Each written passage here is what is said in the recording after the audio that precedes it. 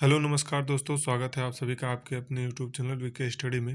दोस्तों, हिंदी का practice set ये आज का दूसरा है जो यूपी पुलिस और लेखपाल दोनों के लिए ही अति महत्वपूर्ण होने वाला है।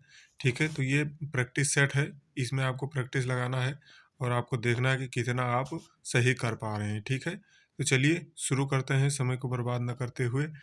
ठीक है, आप यहाँ पे जो नंबर देख रहे हैं 4142, इसको आपको इग्नोर करना है, इस पर आपको ध्यान नहीं देना है। और भी बहुत सारे क्वेश्चन हैं लेकिन मैं 25 ही करवाऊंगा, नहीं तो जो है वीडियो बहुत लंबा हो जाएगा। ठीक है, तो चलिए शुरू करते हैं। क्वेश्चन दिया हुआ पहला कि निम्नलिखित तत्सम तद्भव शब्दों के युग्म में से कौन सा युग्म त्रुटिपूर्ण है। ठीक है, तो यहाँ पे त्रुटिपूर्ण पूछा है, कौन सा गलत है। तो घृत का पी सही होता है, त्वरित का तुरंत होता है, तिक्त का तिक्त होता है। तो यहाँ पे ऊट का जो है ये उष्ट्र होता है। ठीक है, तो ये वाला गलत है इसमें। ठीक, अब अगला देखते हैं कौन सा है। निम्नलिखित तत्सम तद्भव शब्दों के युग में कौन सा त्रुटिपूर्ण है। इसमें भी त्रुटिपूर्ण ही बताना है। तो गोमय का गोबर होता है, क्षीर का खीर होता है, सपत्नी का सौत होता है। ठीक है, और ये जो पर्यक है ये इसका पटरी नहीं होता है। ठीक है, तो ये इसका राइट आंसर हो जाएगा, हमें त्रुटिपूर्ण ही देखना है। ठीक, अगला देखते हैं। नेक्स्ट है कि सीमा कुत्ते से डरती है, इस वाक्य में कौन सा कारक है। तो जहाँ पे डरने का हो या अलगाव हो, ये एक अपवाद वाला है जिसको आपको ध्यान रखना है। यहाँ आपको से शब्द देखकर अपादान नहीं लगा देना है। ठीक है, क्योंकि से जो है वो अपादान कारक की विभक्ति होती है, तो इसलिए वो नहीं देखना है। यहाँ हाँ सॉरी, ये जो अपादान ही है इसमें अपादान ही लगेगा, क्योंकि जहाँ पे अलगाव दिखाते हैं वहां पे ही जो है ये अपादान होता है। ठीक है, जो कर्ण है, कर्ण में भी से की विभक्ति आती है, लेकिन कर्ण हम नहीं लगाएंगे, कर्ण यहाँ नहीं होगा, क्योंकि सीमा कुत्ते से डरती है या पत्ते पेड़ से गिरते हैं। ठीक है, इन सब में जहाँ अलगाव दिखाया जाए वहां पे अपादान कारक होता है, तो ऑप्शन ए राइट हो जाएगा। ठीक है, वैसे से जो है ये कर्ण कारक का भी विभक्ति है। ठीक, नेक्स्ट है ए राकेश यहाँ आओ, इस वाक्य में कौन सा कारक है। तो ये सबसे सिंपल है, इसमें है कौन सा संबोधन कारक। जहां पे भी आपको ये एपोस्ट्रॉफी यानी इसका चिन्ह मिल जाए तो आपको समझ जाना यहाँ संबोधन कारक है, इसका सबसे बड़ा पहचान होता है।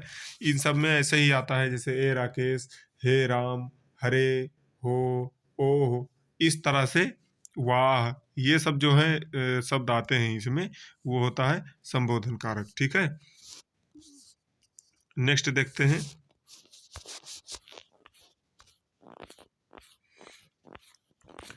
नेक्स्ट है 45 नंबर।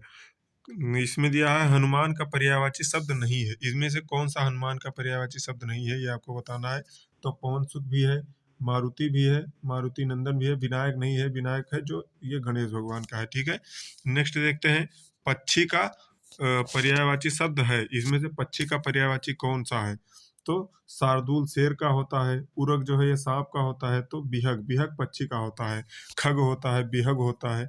ठीक है, ये सब पक्षी का ही पर्यायवाची है। ठीक है, फिर है नेक्स्ट, तनय, सुत, आत्मज विकल्पों में से सही पर्यायवाची शब्द का चुनाव कीजिए या चुनिए। ठीक है, तो ये तनय, सुत या आत्मज ये सब जो होता है ये पुत्र का होता है। अगर यही तनया, सुता या आत्मजा लगा दे तो फिर वो पुत्री का हो जाएगा। ठीक है, अभी इसमें ये ए वाला सही है, पुत्र जो होता है ये राइट आंसर होता है इसका। ठीक, जब वाक्य में एक समान अधिकरण का प्रयोग होता है तो किस विराम चिन्ह का प्रयोग होता है। ठीक है, तो इसका राइट आंसर हो जाएगा अर्ध विराम का। अर्ध विराम का चिन्ह का प्रयोग होता है जब एक समान अधिकरण का प्रयोग किया जाए तो। ठीक है, अब अगला देखते हैं। मिश्रित तथा संयुक्त वाक्यों में विरोध का भाव प्रकट करने के लिए किस विराम चिन्ह का प्रयोग किया जाता है। तो इसमें भी अर्ध विराम चिन्ह का प्रयोग किया जाता है। ठीक है, अब नेक्स्ट देखते हैं। दुष्कर में कौन सा उपसर्ग है। दुष्कर में कौन सा उपसर्ग है, तो दुष्कर में आप हमेशा ये लगाते हैं, लेकिन ये गलत होता है। ठीक है, ध्यान रखना है यहाँ पे, ये वाला होता है, सा ये वाला होता है, क्योंकि जब हम संधि करते हैं तो ये जो इस तरह का जो सा होता है ये इसमें बदल जाता है, आधा सा में बदल जाता है। ठीक है, दुष्कर में। ठीक, इस तरह से आपको ध्यान रखना है, तो इसका राइट आंसर हो जाएगा ये वाला, ऑप्शन बी। तो ये 51 नंबर है। निम्न में से किस उपसर्ग का अर्थ विशिष्ट या भिन्न है? ठीक है, तो विशिष्ट या भिन्न का कौन सा होता है? ये होता है जैसे कि आप देख रहे हैं कि जैसे विशेष लिखते हैं, जो शेष में ही आगे विश लगा दे तो विशेष हो जाता है। ठीक है, इस तरह से आप इसको ध्यान रख सकते हैं। ठीक है, सॉरी ये वाला भी लग रहा है यहाँ पे, इसका ए ऑप्शन सही हो जाएगा। ठीक है, अब नेक्स्ट देखते हैं, निम्नलिखित में से किस शब्द में निर उपसर्ग का प्रयोग नहीं है? ठीक है, तो निर्जीव ऑप्शन ए है, निर्धन या निरोग, या इनमें से कोई नहीं। तो इसमें है इनमें से कोई नहीं। ठीक है, सब में प्रयोग है। निधन जीव, निधन धन, निर्धन हो जाएगा, नि प्लस रोग, ये निरोग हो जाएगा। ठीक है, तो इनमें सब में प्रयोग किया गया है, तो इसका राइट आंसर जो है इनमें से कोई नहीं, ऑप्शन डी हो जाएगा। ठीक, चौपाई में कौन सा उपसर्ग प्रयोग किया गया है? यहाँ पे जो उपसर्ग प्रयोग किया गया है वो किस भाषा से है, ये आपको बताना है। ठीक है, तो चौपाई में जो है वो हिंदी उपसर्ग प्रयोग किया गया है। ठीक, अगला देखते हैं, निम्नलिखित में से कौन सा वाक्य शुद्ध है? तुम्हारे से कोई काम नहीं हो सकता। ठीक है, तो ये तो गलत है, तुमसे कोई काम नहीं हो सकता ये होना चाहिए। नेताजी की मृत्यु क्षोभजनक है। ठीक है, ये भी गलत है। फिर फलों का विक्रेता मुझे प्रतिदिन फल दे जाता है, इसमें तो कोई दिक्कत नहीं लग रही है। दिन भर वह कड़े परिश्रम करता है, ये भी गलत है, पदक्रम से संबंधित इसमें गलती है। वह दिन भर कड़े परिश्रम करता है, इस तरह से होना चाहिए। तो फलों का विक्रेता मुझे प्रतिदिन फल दे जाता है, ये एकदम राइट हो जाएगा अपना। ठीक है, नेक्स्ट है, निम्नलिखित में से कौन सा वाक्य अशुद्ध है? ठीक है, तो इनमें से आपको अशुद्ध देखना है। तुम्हारे माता पिता क्या काम करते हैं, ये भी ठीक है। उसने अपनी बात धीरे से बताई, ये भी ठीक है। गर्मियों की एक बात सुनाता हूँ, इसमें भी कोई दिक्कत नहीं है। तुम तुम्हारे घर चले जाओ, ये वाला जो है गलत है। यहाँ तुम्हारे की जगह तुम अपने घर चले जाओ, ये होना चाहिए था। तो हमें क्या अशुद्ध वाक्य ही ढूंढना है, तो हमारा ऑप्शन डी राइट हो जाएगा। ठीक, अब अगला देखते हैं।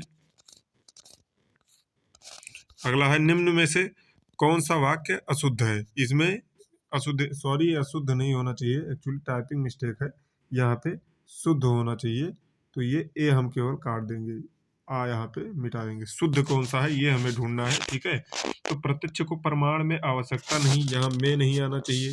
ठीक, प्रत्यक्ष के प्रमाण की आवश्यकता नहीं, प्रत्यक्ष के नहीं होना चाहिए। प्रत्यक्ष को प्रमाण की आवश्यकता नहीं होती है, ये एकदम राइट है, इसमें कोई दिक्कत नहीं है। प्रत्यक्ष को प्रमाण के साथ, यहाँ के साथ की जरूरत ही नहीं थी। ठीक है, तो हमारा ऑप्शन सी राइट हो जाएगा।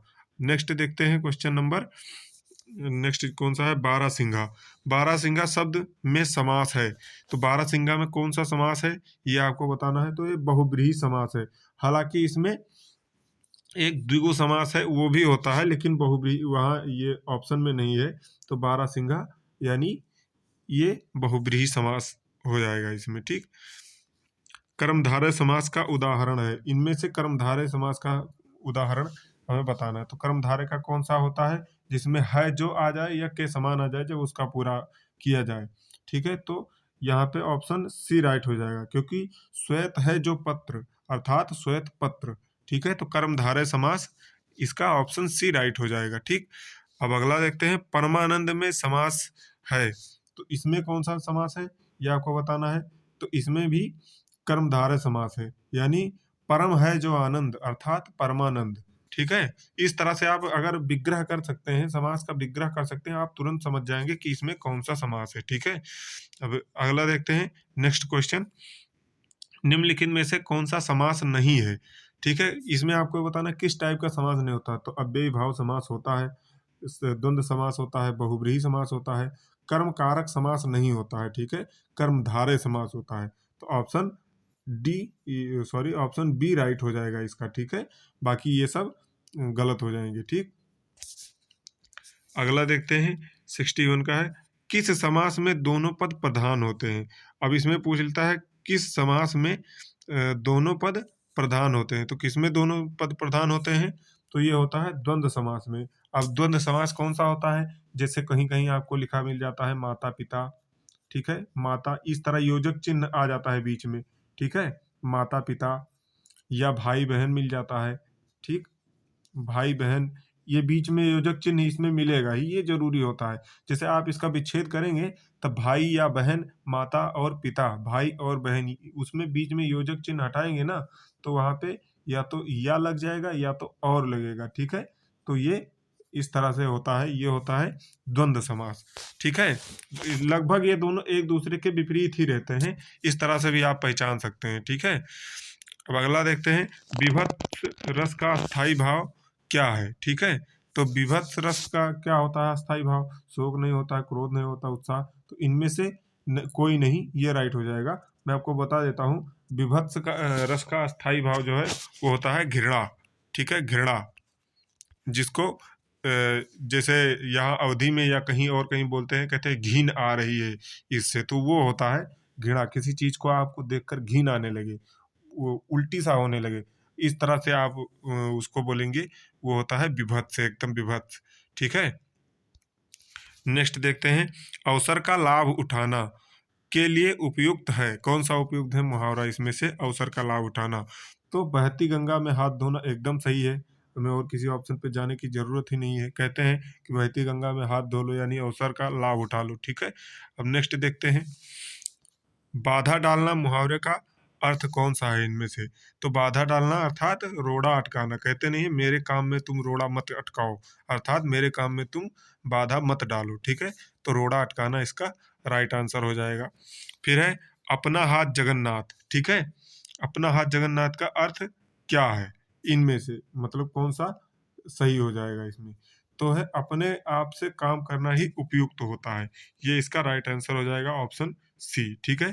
तो अभी ये 25 क्वेश्चन हो गए हैं, बाकी का मैं अगले वीडियो में करूंगा, नहीं तो बहुत ही लंबा हो जाएगा वीडियो, ठीक है। तो इस वीडियो में इतना ही, और वीडियो पसंद आया तो अपने दोस्तों के साथ शेयर कीजिए और चैनल को सब्सक्राइब कीजिए और वीडियो को लाइक कीजिए, ठीक है। आप लोगों के सपोर्ट की ज़रूरत है, ठीक है। मिलते हैं अगले वीडियो में, तब तक के लिए जय हिंद।